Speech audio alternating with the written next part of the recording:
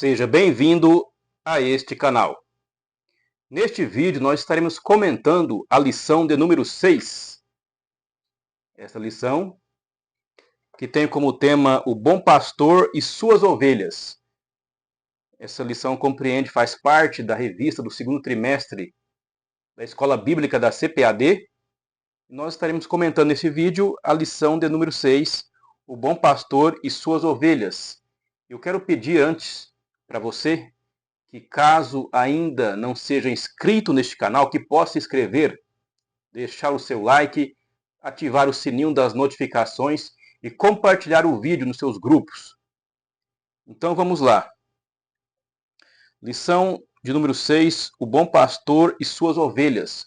O comentarista ele utiliza os textos do Evangelho de João, capítulo 10, versículos do 1 ao 16. Esse estudo é composto por introdução, depois tem a primeira parte, Jesus, a porta das ovelhas, a segunda parte, o aprisco das ovelhas, a terceira parte, a distinção entre o bom pastor e o mercenário, e a conclusão para finalizar. Vamos aqui entrar na introdução, que diz o seguinte: nesta lição, estudaremos o capítulo 10 do Evangelho de João, destacando a figura de Jesus como o bom pastor, aquele que protege, cuida e orienta suas ovelhas.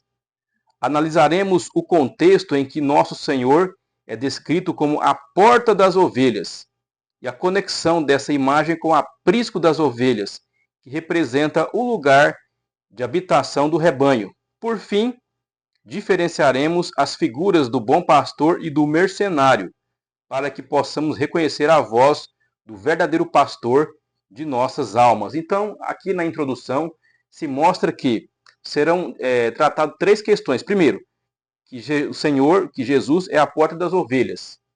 Segundo, que tem uma conexão com o aprisco das ovelhas. Em terceiro, vai tratar sobre o bom pastor e o mercenário, a diferença que há entre o bom pastor e o mercenário. E tudo isso tem o objetivo de quê? Nos ajudar a compreender a voz do verdadeiro pastor de nossas almas. Então, vamos aqui na primeira parte, cujo tema é Jesus, a porta das ovelhas.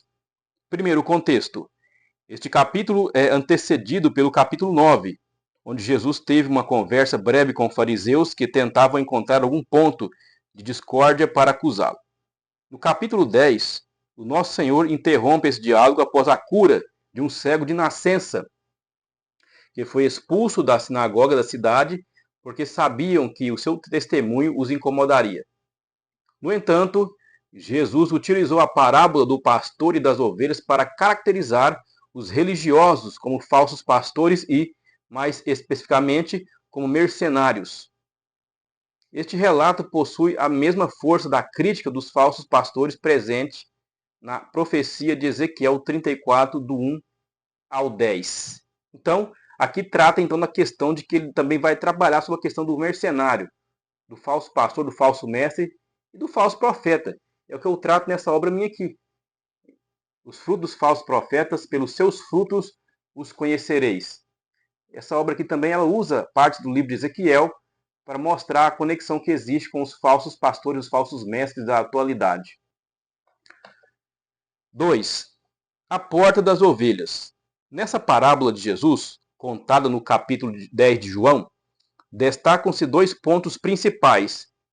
Em primeiro lugar, ele entra pela porta do aprisco onde se encontram as ovelhas.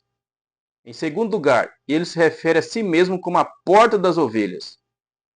Nos primeiros versículos de João 10, sugere-se que aquele que passa pela porta do aprisco é o verdadeiro pastor, enquanto quem utiliza outros caminhos é associado a ladrões e salteadores. Assim, as ovelhas reconhecem a voz do verdadeiro pastor e não dão atenção ao mercenário. Além disso, Jesus afirma, eu sou a porta, e logo depois declara, eu sou o bom pastor. Estas declarações são direcionadas aos líderes religiosos judeus, que podem ser vistos como falsos pastores do povo, pois não cuidavam, protegiam ou orientavam o povo de Deus. Então, nessa questão aqui, nesse segundo ponto aqui, Jesus ele mostra que ele é as duas coisas. Ele é a porta e ele também é o bom pastor que passa pela porta das ovelhas. Ou seja, ele é aquele que cuida e ele é o caminho também, a entrada correta. Porque os ladrões, os salteadores, eles entravam por cima dos muros, da proteção do aprisco. Mas Jesus diz assim, eu sou a porta, é o caminho, o lugar correto de entrar no aprisco das ovelhas, e que Jesus também é o bom pastor, é aquele que realmente é bom, aquele que realmente é confiável, que cuida das ovelhas. Terceiro ponto, a mensagem da porta. O significado contido na frase eu sou a porta é bastante claro. Existe apenas um caminho exclusivo para entrar no reino de Deus, que é através da fé em Jesus Cristo. O nosso Senhor atua como a porta de acesso direto ao Pai, permitindo-nos aproximarmos dele com ousadia e confiança, para desfrutarmos de uma relação eterna e significativa com Deus. É essencial crer em Jesus, viver conforme os seus ensinamentos e obedecê-lo plenamente. O nosso Senhor é a porta pela qual todos os pecadores devem entrar. Então aqui mostra que realmente ele, Jesus, é a única porta, é o único caminho, a única entrada correta. Não tem como a pessoa buscar em outras pessoas, em outros deuses, não tem como. Só Jesus é digno da oração, só Jesus é digno da adoração e só Jesus é digno de que a pessoa converse com ele. Não é um santo, não é um outro tipo de ser, não. Só Jesus. Só ele é o caminho. Aqui não está falando assim, Jesus e Maria é o caminho, Jesus e o santo tal é o caminho, Jesus e o Buda é o caminho, não. Somente Jesus é o caminho, somente ele. Somente ele é a porta das ovelhas, a porta que dá acesso, a porta que você entra e vai ficar dentro do aprisco seguro. Somente ele. Não tem outro, nem outra. Vamos aqui então entrar na segunda parte do estudo. O aprisco das ovelhas. Primeiro, parábola, uma alegoria. O versículo 6 indica que a história narrada pelo nosso Senhor é uma parábola. Trata-se de uma narrativa, normalmente breve, que ensina através de uma alegoria. Assim, o Senhor Jesus comunicava as suas lições de forma sistemática, utilizando a parábola. Desta forma, as figuras do pastor e das ovelhas servem como símbolos para ilustrar o ensinamento de Cristo sobre o pastoreio das ovelhas no aprisco. Ponto 2. O aprisco das ovelhas. O aprisco das ovelhas consistia, essencialmente, numa edificação de pedras que possuía apenas uma entrada ou porta, por onde as ovelhas eram levadas para dentro ao entardecer. Essas ovelhas eram supervisionadas pelo porteiro ou pastor, que se acomodava junto à entrada do abrigo para assegurar a proteção delas. Desta forma, a representação simbólica do abrigo remete à atividade pastoril que os judeus exerceram ao longo de várias gerações, assim como a relação religiosa entre os líderes judeus e a população. Portanto, atualmente, essa imagem simbólica da parábola pode ser relacionada ao vínculo da Igreja de Cristo com o Senhor Jesus, nosso sumo pastor. Então, aqui mostra algumas características do aprisco da época bíblica. Por quê? Porque o aprisco ele era um cercado, um espaço cercado onde as paredes eram de pedra. Porque se você olhar em Israel, geralmente as construções são de pedra. Então o aprisco dessas ovelhas também, que eram de pedra, só tinha uma entrada, só tinha uma porta. Só essa porta que dava acesso a essas ovelhas. Então o que acontecia? As ovelhas elas eram o quê? Elas ficavam ali ao entardecer, né? Que elas voltavam para esse local, porque elas saíam, né? O pastor chamavam elas e tiravam elas para fora para pastar, e ao entardecer elas voltavam para dentro desse espaço para passar a noite. Então era de pedra esse muro que protegia, que revestia o aprisco. 3. Um lugar de proteção. O aprisco das ovelhas simboliza também um espaço de proteção. Este local é defendido diretamente pelo pastor do rebanho, que está disposto a sacrificar-se, se necessário. Não existe lugar mais seguro do que aquele que está sob a vigilância e proteção do sumo pastor, o Senhor Jesus Cristo. O seu compromisso com o seu rebanho ficou evidente através da sua obra realizada no Calvário. Assim, as afirmações "eu sou a porta", "eu sou o bom pastor", expressam essa realidade de cuidado por todos os que fazem parte do corpo de Cristo. Então, ele é o bom pastor, ele é o que protege as suas ovelhas. Ele é aquele que realmente tem compromisso, aquele que realmente é de confiança para proteger as suas ovelhas. Então, o aprisco tinha esse significado, ele tinha essa função. Então, o pastor retirava as ovelhas para pastarem durante o dia, e ao entardecer elas eram novamente trazidas para dentro do aprisco, e onde ali o pastor ficava então na porta, protegendo e vigiando essas ovelhas. A terceira parte do nosso estudo, cujo tema é a distinção entre o bom pastor e o mercenário. Primeiro ponto, o bom pastor. O versículo 11 menciona que Jesus é o bom pastor, que sacrifica a sua vida pelas ovelhas, em contraste com o ladrão, que vem para roubar, matar e destruir. A missão do bom pastor é oferecer vida, tanto na perspectiva eterna, celestial da salvação, como na dimensão virtuosa da santidade enquanto forma de viver no mundo. A generosidade do sumo pastor é sem igual, pois ninguém pode defender as suas ovelhas como ele faz. O nosso Senhor é indiscutivelmente o melhor dos pastores. Quem entra no seu aprisco encontra uma vida verdadeira. Então essas são as características do bom pastor. Agora as características do mercenário. O versículo 12 apresenta a figura do mercenário.